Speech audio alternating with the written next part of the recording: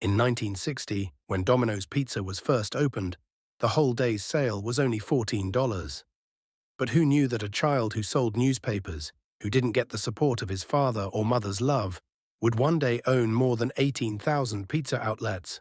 But this victory was not a simple victory against the circumstances. The pizza store, which started with the loan money, saw countless mountains of problems in its progress. Sometimes he left his brother, sometimes he saw all the money fraud, sometimes he cheated his partner. And most importantly, the name of the store was someone else's. The legal cases and viral videos of millions of dollars played with the reputation that the owner of Domino's had made years later.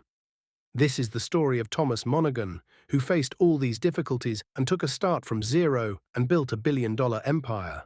On 25 March 1937, Thomas Monaghan was born in a middle-class family in Michigan. His father was driving a truck and was struggling to get a job at a nursing school. He was only 4 years old when his father moved in, and his mother, who was unable to support the children, handed over Tom and his brother Jim to the government for 7 years. Tom's childhood was full of difficulties. Neither did he see the support of his father nor his mother's love. He only saw the strictness of the government foster care and boarding school. Neither could he pass the high school properly nor the college. He was very difficult to get admission in Michigan University, but unfortunately, he didn't have money for tuition fees.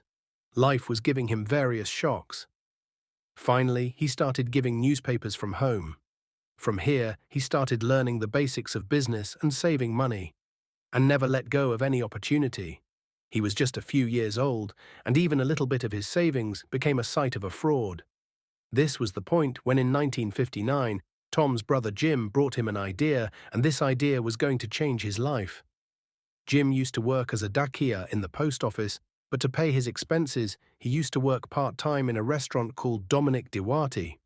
Jim's owner's restaurant was closed in Michigan, and Dominic wanted to sell this restaurant at reasonable prices. At that time, he was demanding $500 for the restaurant, but the condition was that the restaurant also had a $2,000 loan, which would only be paid by the buyer. When Jim brought this news to Tom, they both thought, why not buy this restaurant and work together?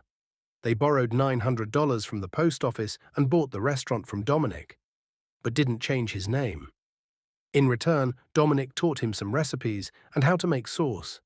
He decided to open the restaurant from 5 p.m. to 12 p.m. This won't disturb Jim's post office job, and Tom's dream of studying in university will also come true. He officially opened this restaurant on the 9th of December 1960 and sold it for $14 on the first day. In the first week, he didn't even have a phone, meaning all customers came to the restaurant themselves. Then he started a delivery service for which he hired 2 factory workers on commission.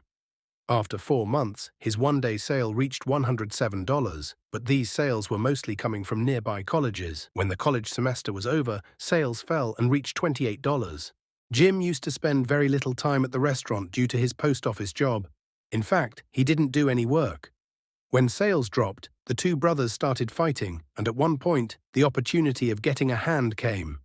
After 8 months of opening the restaurant, Jim got separated from the restaurant, whereas this idea was actually his. In return for 50% share, Tom gave him a Volkswagen and fired him, which he had bought for pizza delivery. Jim happily took the car and went away without knowing how much he had lost. Now Tom became the 100% owner of the restaurant. But that meant that he would have to work full-time now. That means his dream of going to the university was again incomplete. He would stay in the restaurant for many days and eat burnt pizza at night. Gradually, the sales of the restaurant started to increase again. He hired 2 helpers, and now his daily profit reached $57. He used to visit other pizza stores during his free time and research the market.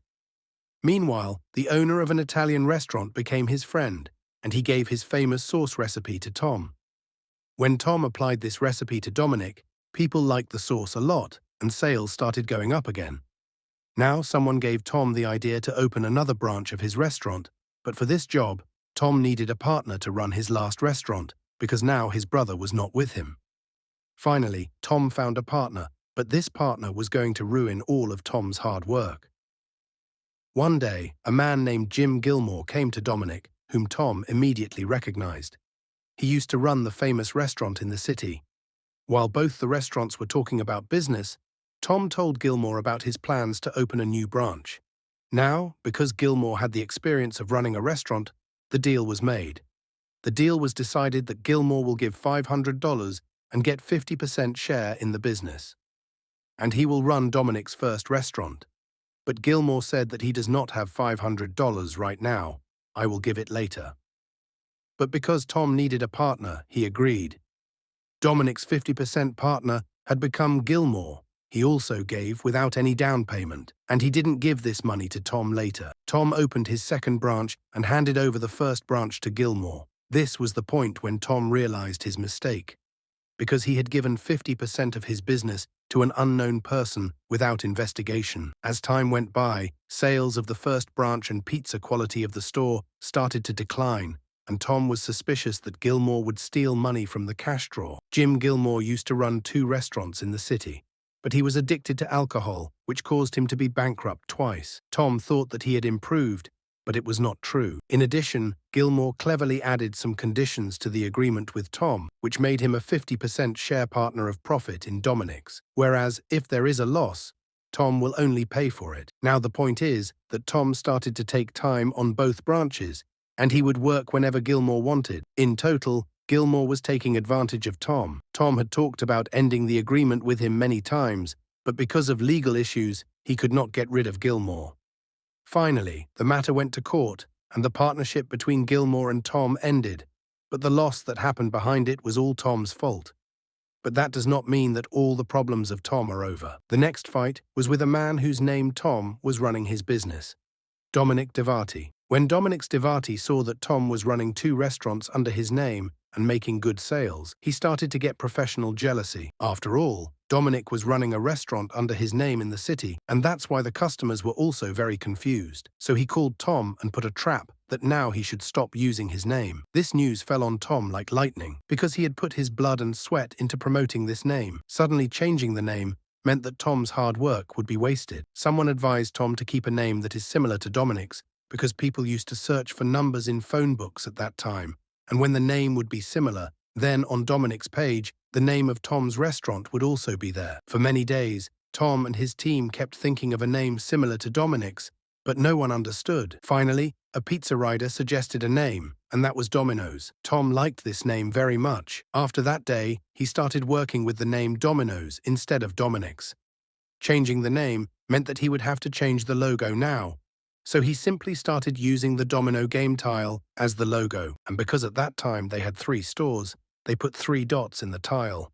Next time, you can tell anyone what these 3 dots mean in the Domino's logo. Thomas Monaghan's pizza business had now got a new name. He worked hard to bring better in the recipe and make the business profitable. But the beginning of the Domino's progress was a strange incident. One day, many staff of the restaurant took a leave together. Tom removed extra items from the menu and served only pizza. This day, Domino's got the most benefit. Tom realized that the load of work only increases with larger menus, while the smaller menu gives more profit. After that day, extra items were removed from Domino's menu and only pizza was focused. Even pizza was kept in 2 sizes, 8-inch and 12-inch. Tom also noticed that customers have to give extra staff to the dine-in facility, which increases the work and reduces the profit. Tom used the clay pots to keep the pizza hot and revolutionized the delivery business. Not only that, but also using delivery pouches to make the service even better. Remember that the delivery pouch in which the pizza is hot was introduced by Domino's for the first time. In delivery, due to new innovations, Domino's took a stand against other restaurants. Competitors like Pizza Hut, most areas in the branches were given dine-in facilities. Domino's prices were the same, and their profit margin was higher because they didn't have to spend on dine-in facilities. Tom had now been in this business for 7 years, and Domino's was developing quite fast compared to others. In 1967, they decided to do franchising. New stores were opened, whose location was close to colleges and military bases, where pizza was normally demanded more. Instead of wasting money on mainstream media to advertise, ads were put up in college newspapers, which were cheap and more effective. In the next 2 years, 32 franchises of Domino's were opened. In the beginning, quality issues came, but later they were fixed. At the end of 1969, 42 stores were opened in Michigan, Vermont, and Ohio. And by 1978, more than 200 Domino's outlets were opened in the entire United States.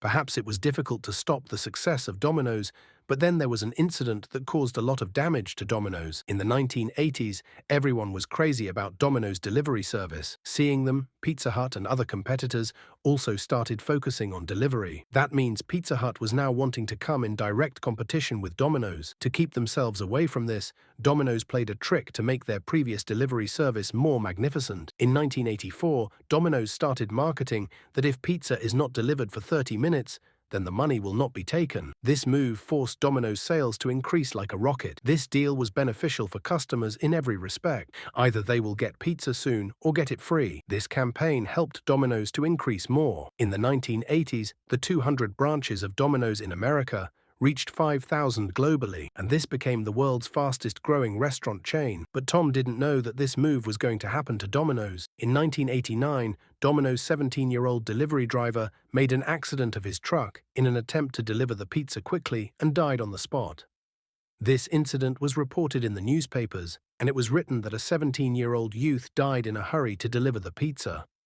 Obviously, drivers used to go against the rules and drive fast in a hurry. As soon as they saw it, this news began to be highlighted in national magazines. A report was published in which it was told that in 1 year, 20 John Lure accidents have occurred due to the fast delivery of Domino's. In another incident, the driver hit a couple with a car, which killed the wife on the spot. This incident caused the couple to pay $32 million in fines. In 1993, another case was filed when the driver drove without paying attention to the red light. The girl's backbone broke in the next car. This time, the court fined the couple $78 million. Because of all these incidents, a lot of criticism was made on Domino's delivery service. The campaign that had made Domino's progress so high was now on their shoulders. At this point, Tom finally announced the 30 minutes delivery campaign to end. Obviously, when any business is famous, it also becomes controversial. First, the accidents of the drivers, and then the Domino's Foundation. In 1998, Thomas Monaghan sold Domino's for $1.1 billion. But the controversy didn't end. In 2009, a video went viral on YouTube in which two Domino's workers were seen making pizza in an unhygienic way. Sometimes they would poke the pizza and put it in the oven.